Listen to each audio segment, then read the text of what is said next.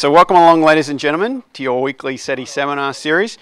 Today we're very lucky to be joined by Chao-Lin, who's at Stanford in the physics department. He did a bachelor's in physics at the National Taiwan University, and then did a PhD at Berkeley in astrophysics. And then followed that up with a postdoc at JPL and another postdoc at Caltech. Then he came up from Southern California back to Stanford, where he's been at Stanford and SLAC since 2008. In 2009, he was an Alfred P. Sloan Fellow, and in 2010 was awarded a major research instruments grant, and then he was an NSF Early Career Fellow in 2011. His career interests have revolved around the cosmic microwave background and the polarization and the cosmological implications of measurements of that of this aspect of the universe.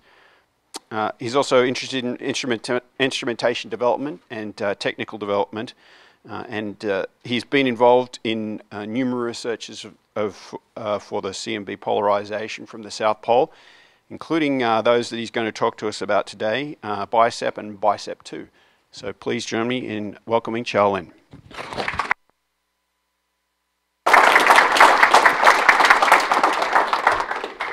It's a pleasure to be here, and you'll know why it's a pleasure to be here very soon. So this is my standard slide. Why do we study cosmology? So we're alone, our Earth, in a vast cosmos. Why do we care about cosmology? And I think the reason is we want to understand the origin, the history, the environment, and the fate on the grandest scale possible. That's what cosmology is about.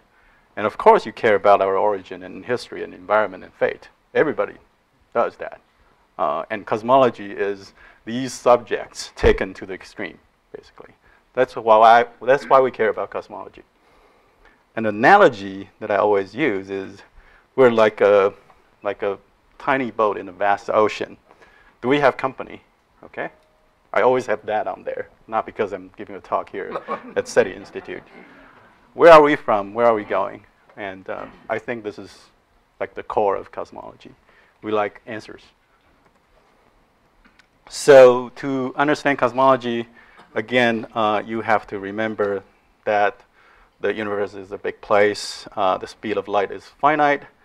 It's not only finite, it's tiny compared to the size of the universe. That has something to do with the fact that our universe is very old, and the expansion makes it very big, basically. But just remember this. Distance in astrophysics, in astronomy, becomes time or the age of the object. Okay? So the moon, as you see it tonight, is already 1.3 seconds old. The sun is already 8 minutes old. Polaris star is already 400 years old, as you see it. Andromeda galaxy is the farthest object you can see with naked eye. It's already 3 million years old when you see it. In fact, you can see it tonight if you know where to look. So the galaxies in the Hubble Deep Field, tiny little galaxies in Hubble Deep Field, each one is already billions of years old. Here's a picture of the Hubble Deep Field. So each one of these objects is a galaxy. But if you have a powerful telescope like the Hubble Space Telescope picture here, and you look out, you see all the galaxies, not the stars. You zoom past all the stars, basically. And you have a background of all the galaxies, ancient as well. So the light here was emitted when the universe was just a baby, basically. Okay? So what lies beyond these most distant galaxies? Okay, so that's also a very important subject in cosmology. So now we know, in fact, the answer to this seemingly impossible question. So we know if you use photons to observe this, what lies beyond the most distant galaxies is the cosmic microwave background, which is a firewall of radiation coming at us from all directions. To understand that, again, recall that the universe is expanding. The space is expanding, taking all the objects, including the galaxies, etc., with it. It was discovered by Hubble It was the simplest explanation to the observed phenomena that all galaxies are moving away from us. Of course, you know that. I'm just reminding you. Here's a picture of Einstein faking that he was observing through a microscope, through a telescope. And a picture of Hubble fearing he might break the telescope. So usually the expansion of the universe was an expanding balloon was used as an analogy to the expansion of the universe. Like I said, the space itself is expanding, taking all the stuff with it, just like the rubber on the surface of a balloon is expanding, taking all the dots away from each other. So that's the picture we have of an expanding universe. So if you just draw wiggly lines on a balloon, so the wavelength of that wiggly line will be expanding as well. So that's the picture we have for redshift, a phenomenon called redshift. So photons in an expanding universe, the wavelength gets stretched. So taking all that concepts together, distance means age. Universe was expanding, is it still expanding? And also adding the physics you know that compressed gas turns to heat, okay? Then we realize since the universe was tiny, was in a compressed state, it was also in a very hot and dense state. It was so hot that all the electrons were stripped off the atoms, and it was in ionic state. So all the material was ionized early on. And that also lead to the conclusion that the early universe must be opaque, must have been opaque, because all the charged particles will scatter light. And if you scatter multiple times, it becomes a black body or a dark object, or just an opaque medium. So that's what we call the cosmic microwave background. And like I said, because in any direction you look, because of the finite speed of light, and because of the symmetry of space, any place you look, you know, early enough, far enough, you reach early enough, and early enough, the universe became opaque, emitting this black body radiation, okay? In other words, any direction you look, you reach a surface of a firewall of radiation, if you will. And the wavelength of that is now stretched to microwave wavelength. When it was emitted, it was in optical or UV, ultraviolet. Now the wavelength has been stretched to microwave. So that's what we call the cosmic microwave background, or short, CMB in short. So this is what the universe looks like at its earliest possible stage using photons, okay? Now it becomes microwave. Microwave is a form of photons. And using microwave background, which is, again, a picture of the baby universe, the universe became very transparent after cosmic microwave background, because as soon as electrons are captured by nuclei, you have neutral atoms, and those things don't scatter light very much. So the universe was very opaque in the beginning, and then all of a sudden it became very transparent. So in fact, you're just taking a very crisp picture of the early universe, and that's what microwave background is all about. And how early was that? That was actually 13 billion years ago when that light was emitted, when the universe was only 400,000 years old. So with that, of course, you can learn all sorts of things about the early universe, okay?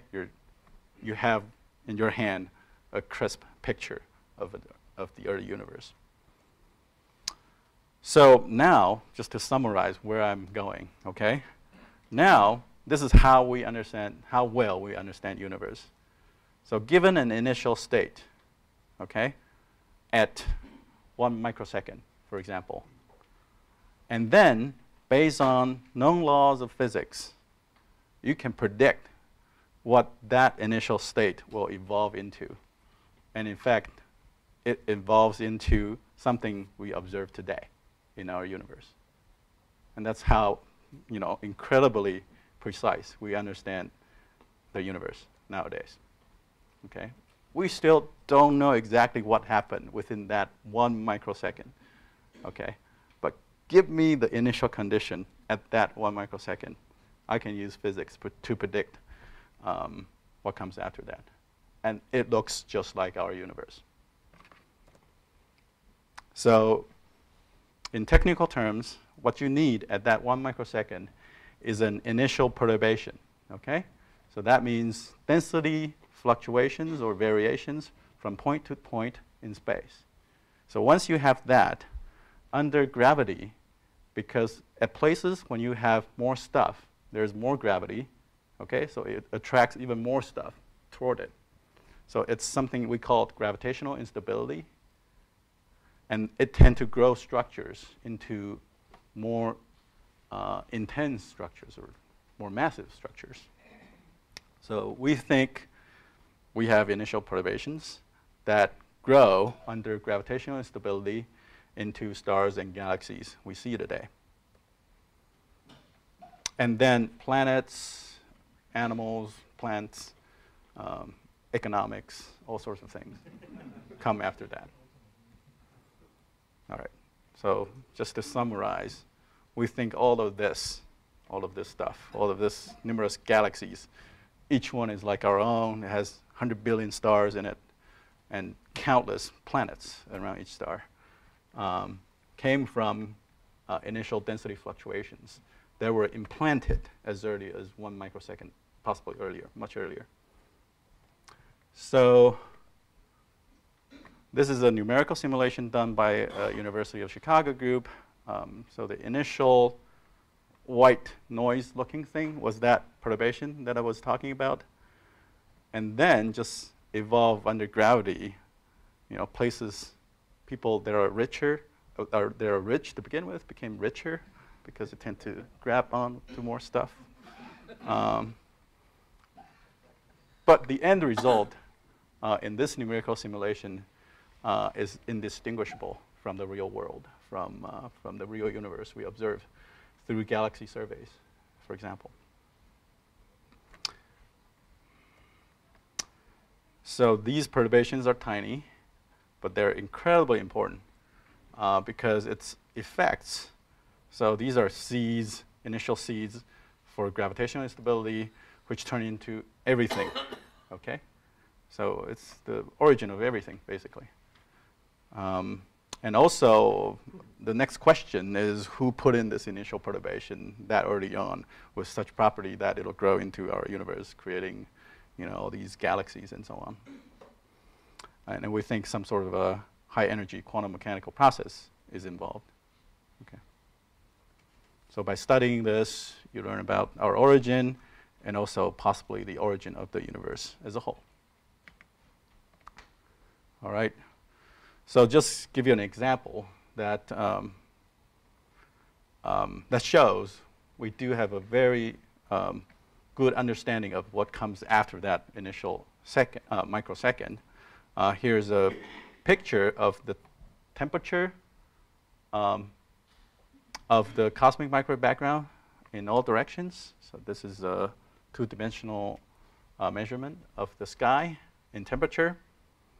And what's plotted here is the Fourier spectrum. If you're an engineer, you understand what that means. But basically, it's a plot of amplitude versus wavelength. Okay? So you Fourier transform this, and you square it, and you get a plot like this. On the left-hand side, it was large angular scale. For example, this the big blue spot here, and this big yellowish patch. Those show up here, left-hand side of the plot, and tiny little, patches that you can see show up on the right-hand side of this figure. Okay, so what I'm plotting here, what's being plotted here, is experimental measurements by the Planck satellite that was published little over a year ago. So that's the red points, versus the green line is a very simple theoretical calculation based on known physics. So there's just perfect agreement. So we know exactly what's going on once you put in the initial perturbation and let it evolve, because it agrees perfectly with the theoretical predictions. So a bit of history here. So that firewall in microwave was discovered by Penzias and Wilson back in 1968. And then the Kobe satellite had a number of instruments on it. So verified the blackness of that radiation. It verifies that it's coming from almost perfect black body radiation. And also there is temperature variation across the sky on it. Okay, so these are monumental achievements in science.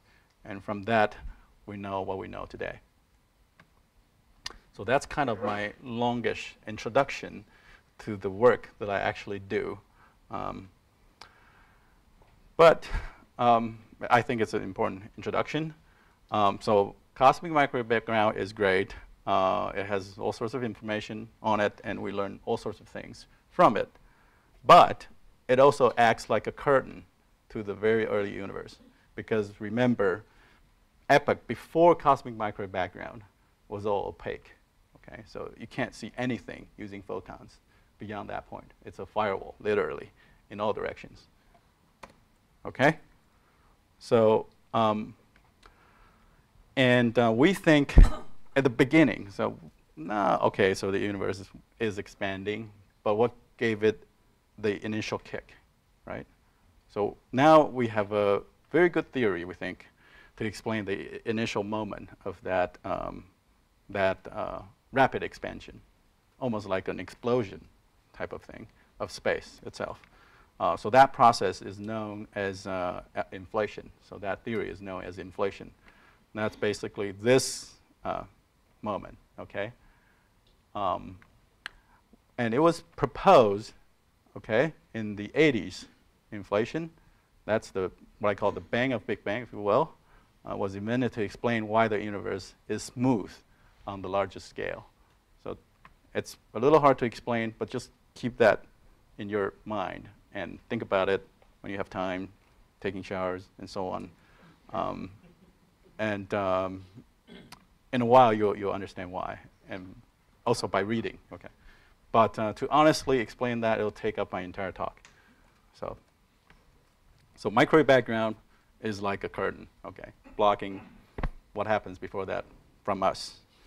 If you want to study inflation, which takes place at 10 to the minus 32 second, we think, it's hopeless with photons. Okay. But gravitational waves interact very weakly with all matter, okay? It can just go through, it can just traverse that opaque initial period of the universe. So if we could see gravitational wave, we could use it to study inflation. So what we do is we don't directly try to look for motions caused by gravitational wave. So gravitational waves is like E&M wave, okay? So when you move a charged particle, it emits electromagnetic wave. When you move a mass, it emits gravitational wave, okay? And that effect of gravity can affect objects, test particles in distance, okay? Just like E&M wave can affect charged particles very far away, similar to that. But gravitational waves interact very weakly with matter. So it can go right through, and we use it as a messenger to study the very first moment.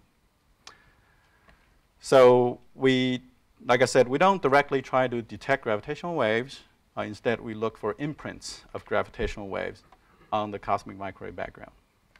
And specifically, we're looking for this, what we call the B-mode pattern, or a curly pattern in the microwave background polarization state.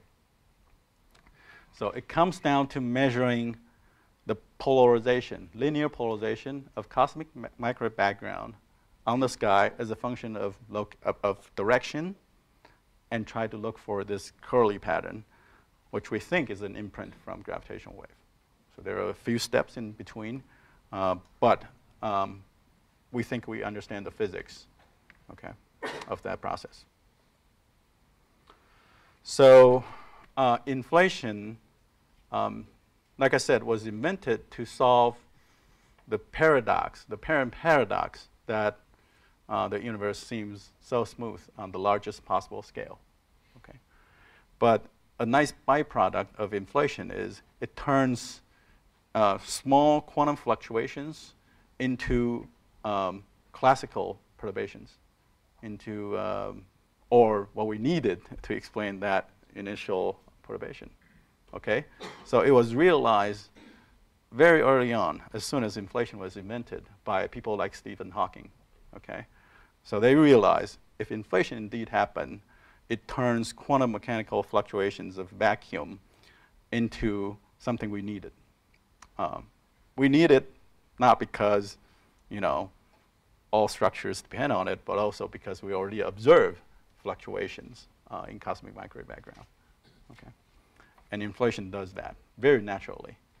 There are alternative theories that do the same thing, but not as beautifully and simply as inflation does. So inflation also turns gravitational fluctuation, gravitational quantum fluctuation, into a background of gravitational waves, okay, through very similar process. So the first half is now measured to death, basically, by Planck satellite and other microwave background projects. And also the density distribution of galaxies basically confirm that picture, as far as we know, to very high precision nowadays. So like I said, gravitational waves takes test mass particles and move it around. Okay, so it has two polarization states, as you can imagine.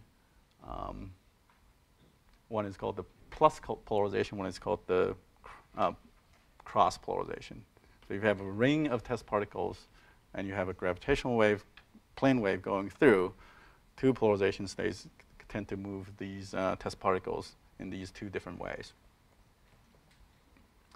So you might have heard of a LIGO experiment, which is a massive physics experiment trying to directly search for the stretching of space itself from gravitational waves passing through the detectors. Okay. But like I said, we don't do that. We look for polarization in the microwave background. So we're still trying to observe photons, but we're trying to look for imprints of gravitational wave on microwave background. So as soon as this picture was proposed, so this gravitational wave generation mechanism was proposed in early 80s, people realized it could be searched for. But not until late 90s did theorists come up with a very good method to look for it. So originally, people were thinking about waves like this, directly searching for tiny movement or stretches of space from primordial gravitational waves from inflation. But then, in late 90s, several groups realized you can do it by looking for the curly pattern in the microwave background. So that pretty much launched the whole enterprise that I'm in. And it's been 17 years since then. There goes my career. So the idea is quite simple. So microwave background is, black body radiation coming from charged particles. And there's a lot of scattering of photons by charged particles. And in fact, the scattering effect was what created the polarization in cosmic microwave background. So this is a famous example of, scattered photons being polarized. Okay. So the blueness of the sky is coming from, air molecules, okay, being hit by polarized sunlight, and the sunlight moves the electrons in the molecules around, and the emitted radiation, known as the Rayleigh scatter, is polarized. So if you have a polarizer, a polarized filter, or your sunglasses, you realize, oh yeah, indeed, there's a certain orientation when you can maximally blacken out the sky, okay? So that's the polarization of the blue sky. If you take it one step further and you try to map the polarization of the sky, okay, this is what you would get. So this red stick represents the direction and amplitude of the polarization. And because the only light source is the sun in the middle, okay, and because all the scatter light is coming from scattering of the sunlight, okay, you realize it has certain symmetry around the unpolarized light. So there you go. You have sunlight unpolarized, but sunlight is nothing but E&M wave. It tends to move electrons around, electrons in the molecules around, and the emitted radiation will be polarized according to this pattern, just from symmetry, okay, around the sun. Can you understand that? You can see that just pictorially. It won't be able to polarize the light in this way. There's nothing that breaks the symmetry from this to that. So it has to be polarized, you know, in a right angle according to the direction from the sunlight, okay? So this is what we call the EMO polarization pattern, and this is the BIMO polarization. So in fact, you can have arbitrary light sources on the sky, and you can have very complicated polarization pattern on the sky. As long as it's created by radiation scattering, okay, you can have 9 suns, each had different intensity, creating a very complicated polarization pattern on the sky. And you calculate this BIMO, this curl mode, you get 0, just because of symmetry. There's no way you can turn something with even symmetry to odd symmetry, whatever you do, if you add things up linearly, okay? So that's the basis of this nice theorem that says only gravitational waves can generate BIMO polarization in the cosmic microwave background. And we are exactly looking for this type of pattern in the polarization state, not of the blue sky, but rather the microwave background sky. I hope that's kind of a satisfactory explanation of this very complicated mathematical theorem. You look at the papers, it's all math, basically. But it's basically this, this phenomenon. So gravitational waves had that extra degree of freedom, if you will, because it has 2 polarizations. So if you imagine gravitational waves polarize electrons in last scattering surface or the cosmic microwave background electrons, you can have a EMO pattern, which is largely radial or circular. But as soon as you change the polarization of the incoming gravitational wave from cross to plus, you turn the EMO polarization to B mode. Okay. So there's that extra degree of freedom that you can play with. So if you see this, it has to be coming from gravitational waves or some sort of a nonlinear effect, because that theorem was only for linear superposition. So about the experiments themselves. So I'm working with a group of wonderful people from Harvard, Stanford, Caltech, and University of Minnesota, primarily, on a series of experiments. At the South Pole, the BICEP Keck series of experiments. And our goal is to look for that Corley pattern. This is a picture from a collaboration meeting that took place at Caltech.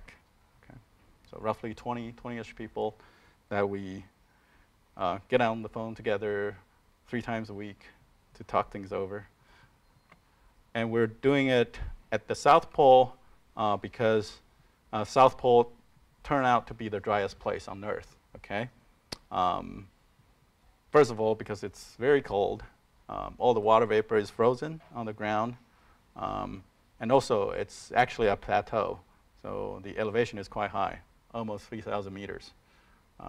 So, you know, you get altitude sickness quite easily at the South Pole if you're not careful. We also get great logistical support from National Science Foundation and its contractors.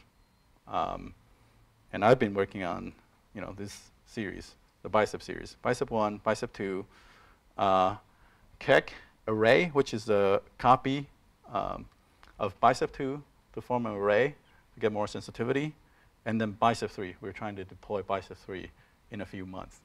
So all my career, I've been working there. Excuse me, what does BICEP stand for? I don't remember. It's some.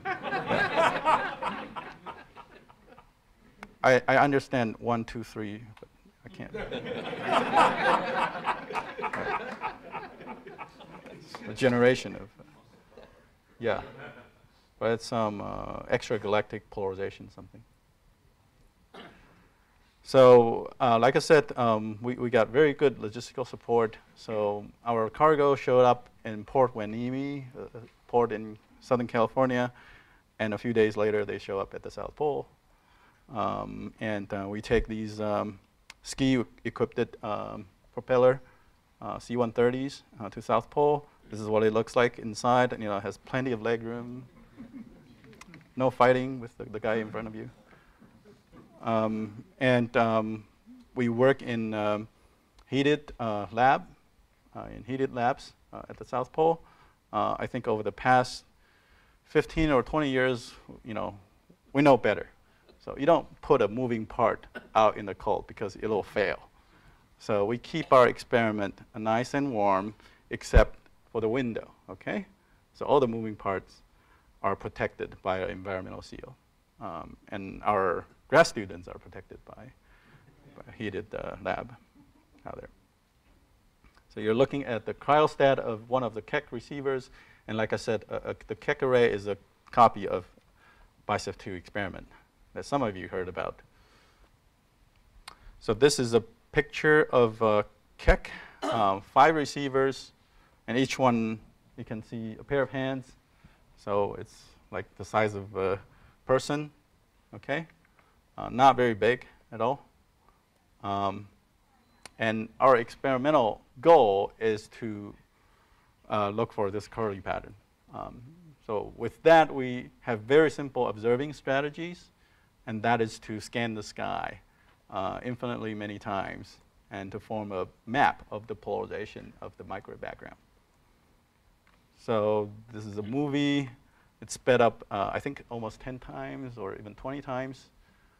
So what's going on is the Keck array with 5 receivers is scanning the sky, okay, constantly. So like I said, this has been sped up 10 times. You can see the sky rotating. You can see the Milky Way, aurora. So our experiment is looking away from the Milky Way because the Milky Way emits in polarized emissions, and we're trying to avoid that. You can see also satellites going across the sky. Yes? Your 5 receivers, are those 5 different bands or different polarizations? Different bands. Right now, there are different bands. Okay. What else? Okay, so you can see what the telescope was doing, right? So it was scanning back and forth. Occasionally, we rotate the entire platform because we're making polarization measurements. It's important to make sure you're seeing polarization on the sky, not from the instrument itself. Okay, so that's why we put the receivers on the deck. Okay, and we're able to rotate that deck. Also, you see the telescope has changed directions because we're scanning back and forth on the same patch of the sky. So we scan and then we track the sky. You can see the sky is also rotating. We don't actually see the aurora light that's prominent, invisible light. So we have all sorts of filters that get rid of optical light and only transmit microwave. So now we have some brilliant aurora going on. Yeah. But all the telescope sees is the galaxy, the emission from the galaxy. All right. So after 3 years of that, okay, of scanning the sky, forming polarization map, this is the result from the BICEP experiment, which was a precursor of Keck array. Okay, so BICEP was only one of the 5, essentially. So after 3 years, we plot the polarization, linear polarization, as a function of location. And you can see degrees, right? This is tens of degrees. So it's a pretty big patch, almost like roughly that size. Okay. 30 degrees, roughly, in right ascension. And you realize most of the polarization that we see is in E mode. So you realize the patterns are either circular or radial. Okay, so that's the signature of E mode polarization, or the more mundane type of polarization. So we run this map through a mathematical procedure to get rid of E mode. Okay, it's just linear algebra, basically. This is what you get. So it's mostly gone. So what we observe is mostly E mode. But then you change the scale of the bars. Okay, so right now the scale is 1.7 microkelvin. We see very little at this scale. If you change the scale to 0.3 microkelvin, you start to see B mode polarization. And that's exactly what we see. And when we compare this result to simulations, we realize this is a very, very significant excess of B mode polarization above noise. Okay. And the significance is way above 5 sigma, if you understand what that means. Very, very significant detection of B mode polarization. So putting those points on a power spectrum plot, again, amplitude versus wavelength, we have these black points from BICEP 2, or just one of the 5 Keck receivers. And we've been running Keck for 3 years now, so there's way more data than that. And compared with prediction from inflation, this dashed line, we get fairly good agreement. Okay. So we got very excited. So we had our press conference, and we got enthusiastic response for a press conference titled B mode polarization at degree scale using BICEP 2. That was kind of a surprise to us. Okay. So to summarize, so BICEP 2 sees very significant degree scale B mode polarization. But BICEP 2 was largely an experiment at a single frequency. Okay. So when we published back in March, so that shows how rapidly this field is progressing. Okay. When we published back in March, it's measured not in years, but in months. Okay. We thought there's no way dust polarization could have created that much polarization. Dust emission could have created that much polarization. So since publication, new Planck data, so there was a paper that came out in May, and there was a paper that came out last week, basically. So new Planck data indicates that it is indeed possible to have dust polarization at that level. It is indeed possible. Whether it is at that level in our field is to be seen. Okay. So regardless, we thought we had it back in March, and we're taking a step back, basically, with the availability of new information. That's how science works.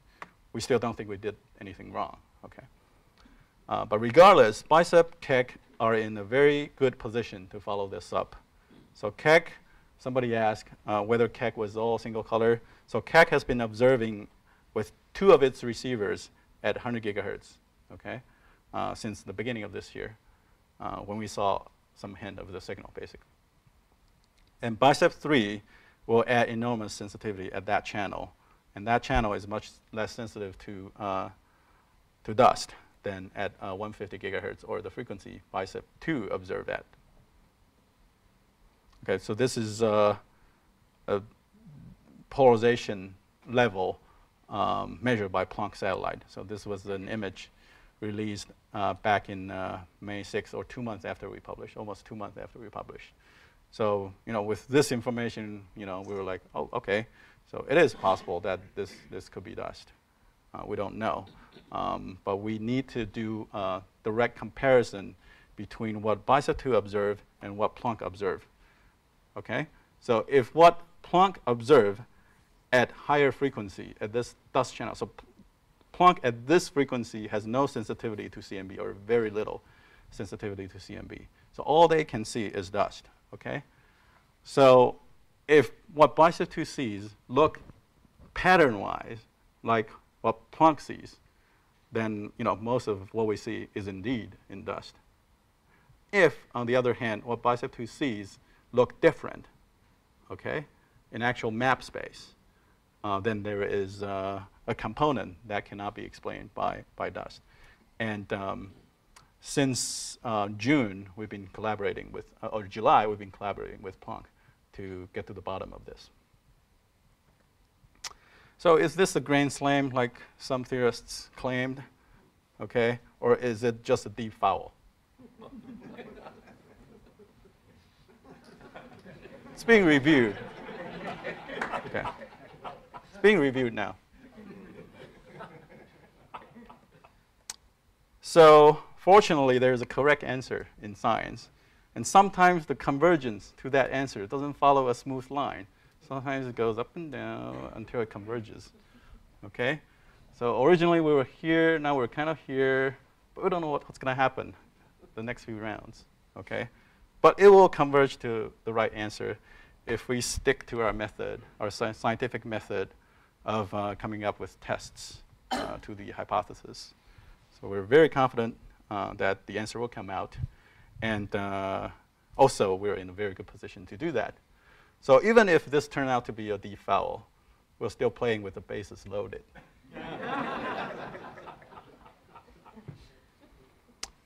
So a bit on the instrument itself. Okay, so you've seen the picture of it. So basically, these are simple refractors with high-tech focal plane at the focus. All right? So the optics is very simple. 2 lenses made of either plastic or ceramic, okay? Cooled to 4 Kelvin liquid helium temperature, sometimes using a helium-free refrigerator. And at the focal plane are these lithographic superconductive detectors that measures polarization. So over the past 10 years, it's all about packing as many detectors as possible into an experiment cheaply, okay?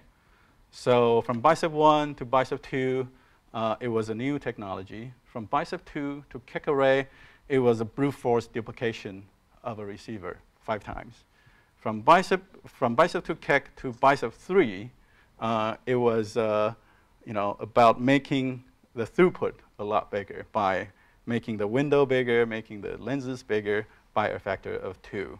So we have a factor of 4 more space, focal plane space in BICEP 3 than in BICEP 2, and we're packing it with all these superconductive detectors, polarimeters in microwave. Okay? BICEP 1, BICEP 2, BICEP 3, more and more detectors. The key point is each detector is already background limited. So you can't make each one more sensitive than it is already. Okay, so you have to increase the detector count to make them more sensitive.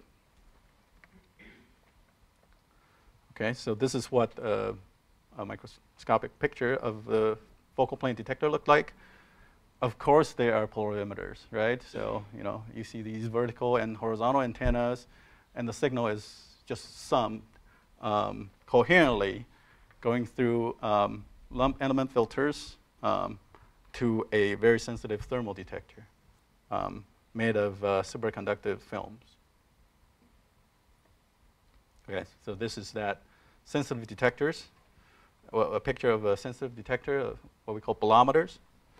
So cosmic microwave background light or microwave radiation is coming from the right-hand side of this picture, okay? So it reaches a resistor, basically. So turning electrical signal into heat.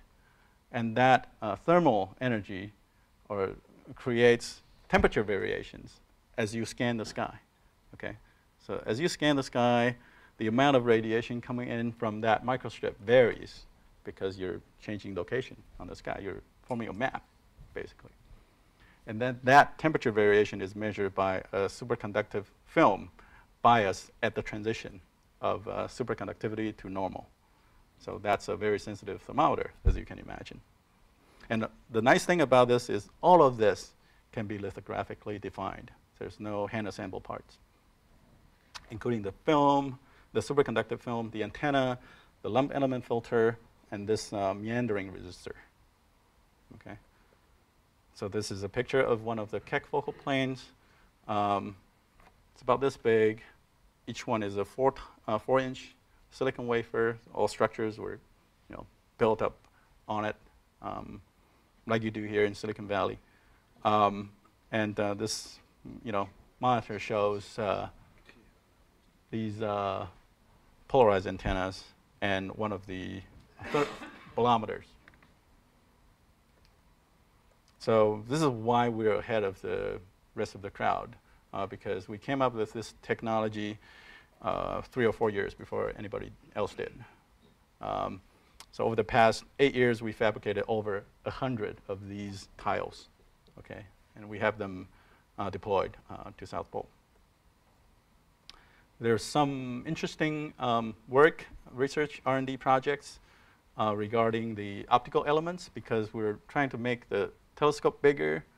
As you're doing it, you're emitting more and more infrared radiation into the system. But recall, we have to cool the detectors to less than a Kelvin. Okay? So we have 140 watts coming in, and then at the end, we have a focal plane this big that has to be running at 0.2 Kelvin.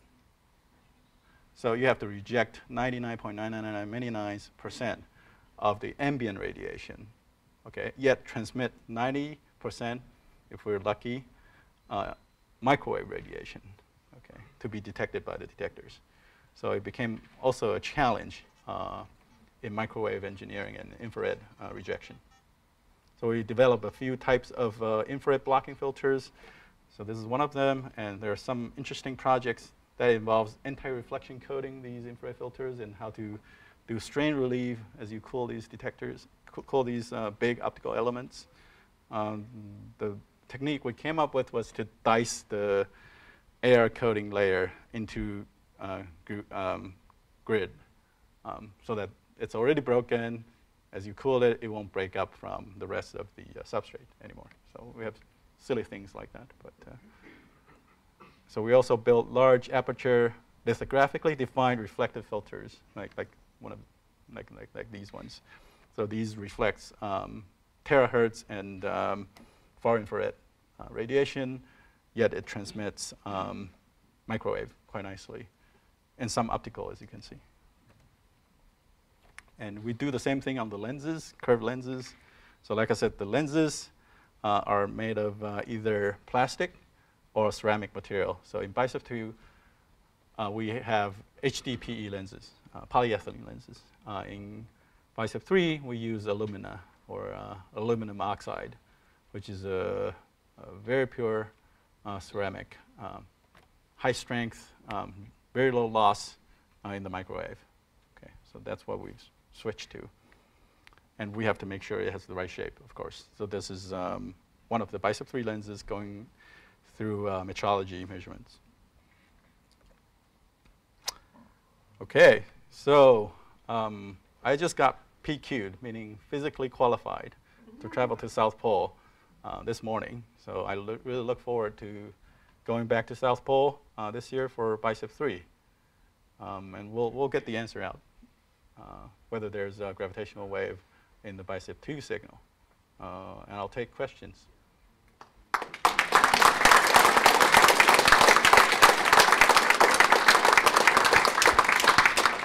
Okay, if you have questions, put your hand up and I'll get around to you. And Chao-Lin, if I could start with the first question. So how many frequency channels does BICEP 2 have, and how many does BICEP 3 have? What's the So BICEP 2 was all 150 gigahertz or 2 millimeters. That's where the cosmic microwave background spectrum peaks, roughly. Right.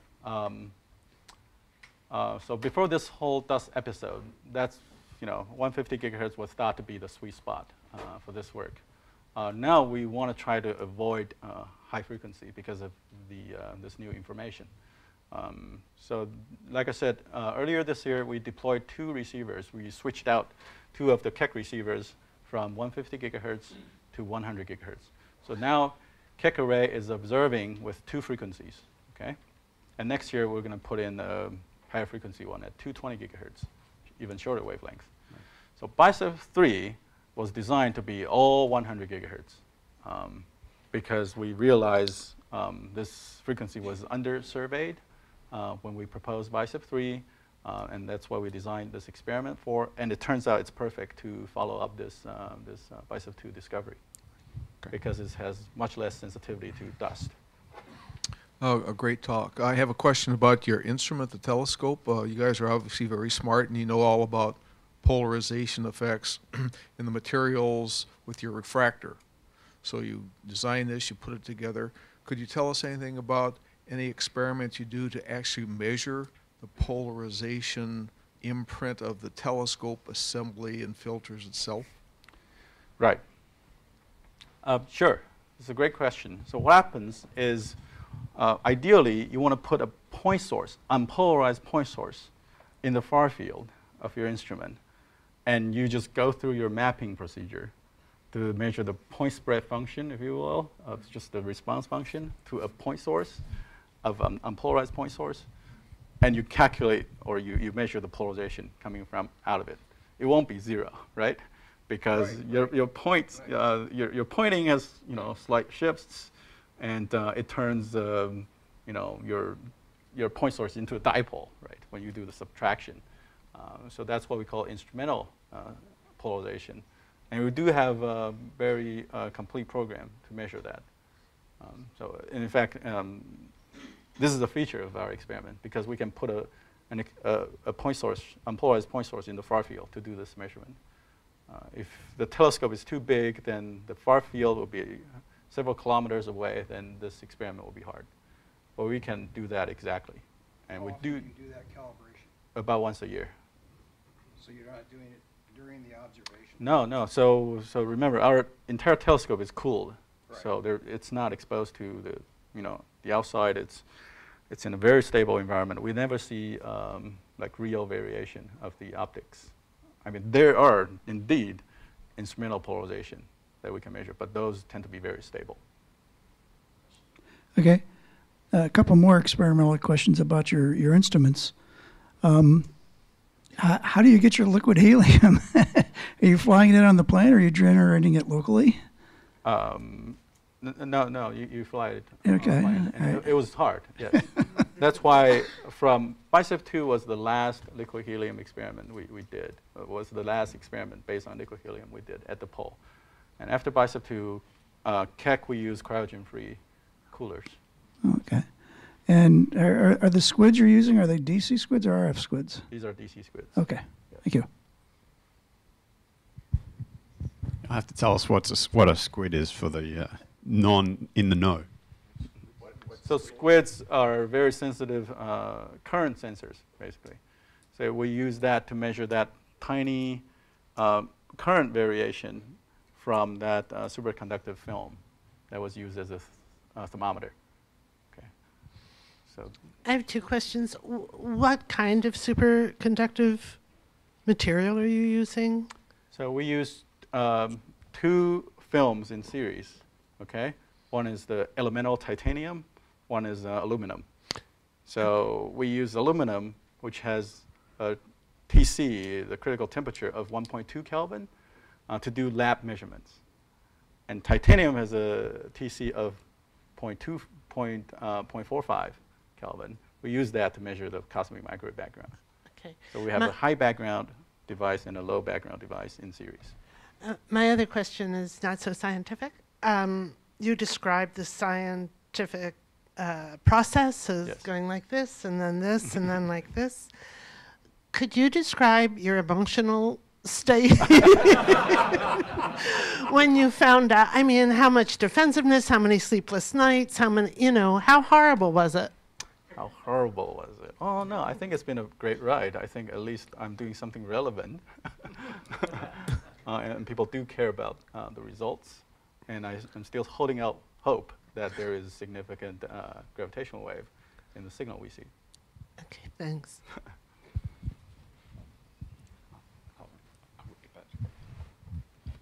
Hi. Speaking of hope and significant gravitational waves in the signal, if you do run the BICEP3 experiment and do find out that there's a significant component from the gravitational waves of the early universe, what next? Do you then just chart more of the sky? And what kind of information about the early universe do you hope to get? Like if we, say, banged into another universe in a multiverse, would you be able to detect that? So the latter event will show up in different phenomena. Also potentially in CMB polarization, but not in B mode. Okay. In fact, the feature of that collision is purely E mode. So that shows you how hard it is to generate B mode, just linearly. Okay. But by measuring the B mode polarization and figuring out the exact fraction of tensor of it, you measure the energy scale of inflation. So that's the biggest thing that's coming out of it, okay? Because inflation is something that you just put into Einstein's equation, and you have an inflating universe with assumed potential form, okay, basically. But with that measurement, the gravitational wave level, you know the energy level of that potential. Okay, so you're now connecting mathematics with physics now, because there's an energy scale, and you know what sorts of physics can happen at that energy scale. Okay, so you're trying. I mean, that's the first step toward a fundamental understanding of inflation as a physics theory. You were saying earlier that your I'm here. Yes. That your Rayleigh scattering produces only even polarization patterns. Yes. So I'm curious as to why the galactic dust, which seems to be scattering, produces B modes. And so if you have electron oscillating up and down, okay, and that's the only place with polarization, okay, then it's purely Q polarization, if you understand what I mean. So what happens in linear polarization is you measure the amplitude in this direction, you measure the amplitude in this direction, and you take the subtraction of the two amplitude. So a polarization vector represented like this is purely Q. It has equal E and B in it if you're doing a EB analysis. So the reason it's so hard to create B in linear astrophysics is because the same phenomena creates polarization everywhere across the sky. And just by symmetry, it will have to be E. So if the emitter, the polarized emitter, is local, it doesn't have influence elsewhere. So it will, by and large, create equal E mode and B mode if the emitter is local. Okay. I hope that makes some sense. Because this picture is a global representation of that landscape with sunlight. So a single point source creates polarization everywhere. That's kind of like the key of all this. Okay. If each air molecule is doing its own thing, emitting polarized light, then by and large, it'll be equal in E mode and B mode. What evidence is there for gravity waves or particles which are communicating gravity?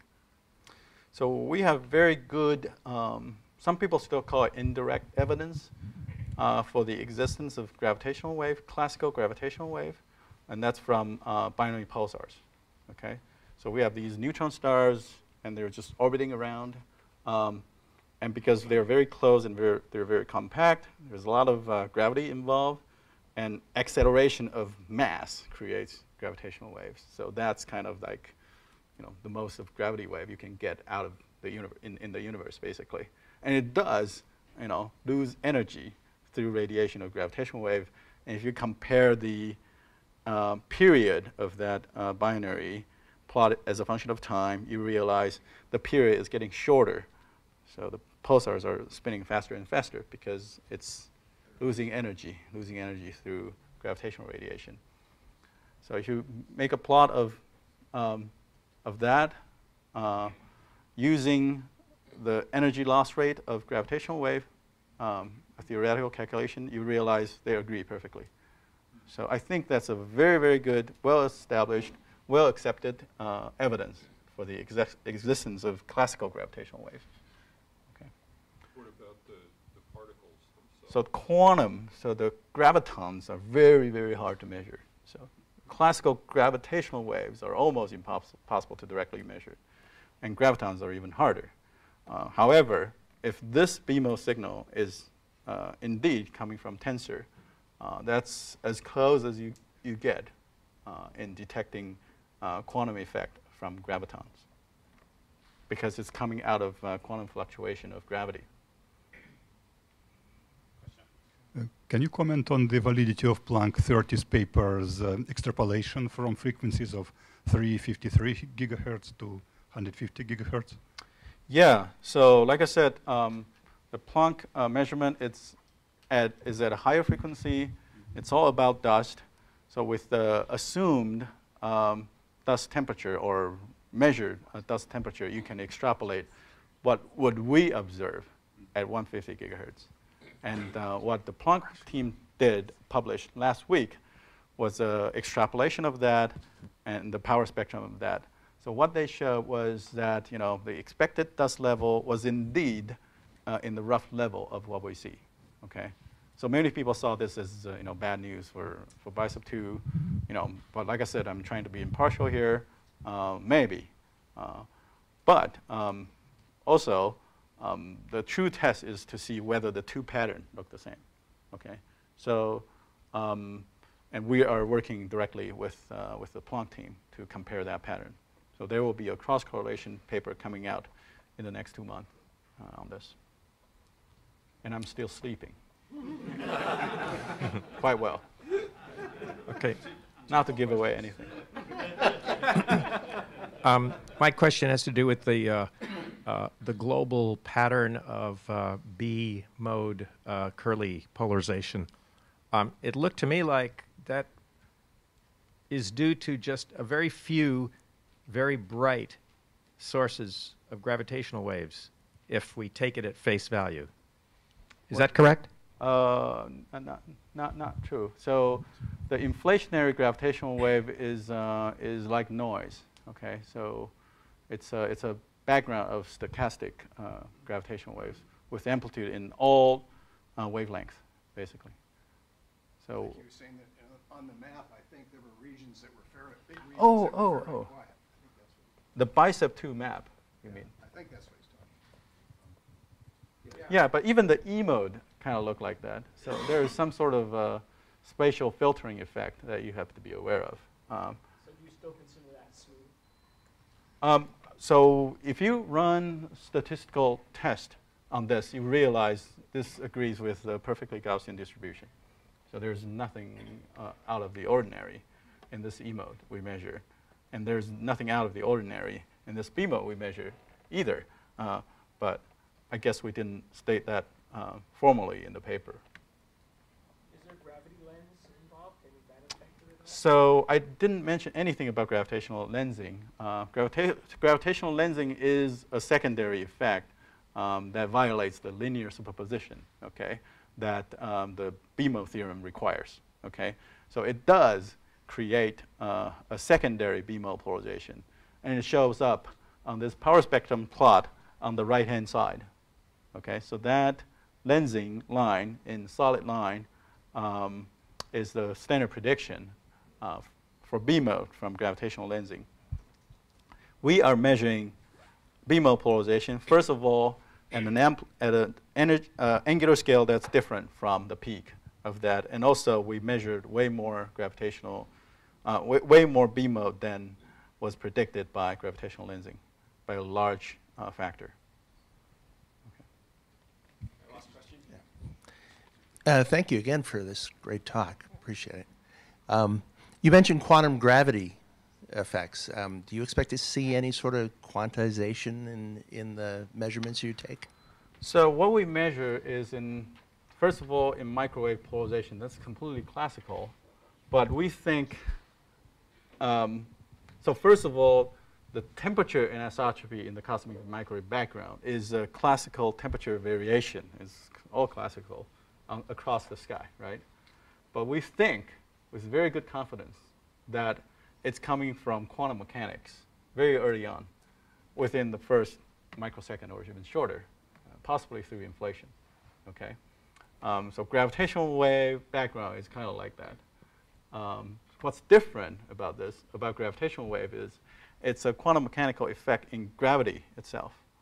So the density perturbation observed by Planck is quantum mechanics, quantum fluctuation in yet a new field called the inflaton field. That's the field responsible for inflation. If it's a new field, it's quantum, okay, but gravity has been around for a long time, and if we can prove that it's quantized, it's a big deal. Could you just, for everybody in the room may not realize, the curve is parameterized in terms of R. Yes. Could you say what R is? So R is the fraction of tensor or gravitational wave fluctuation versus a scalar perturbation, or just the density perturbation. Okay.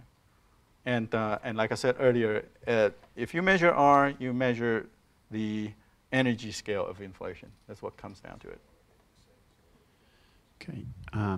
I know there are a few more questions out there. If you have any that you'd like to address with Chao-Lin now, just come up in just a second. Chao-Lin, we have a special SETI.org Talks mug. There's a couple of robots there from some ancient civilization. Okay. I'm sure they know the answer to this question. I wish they could talk. Yeah. Yeah. Please join me in thanking Chao-Lin for his great talk. Please come up and ask.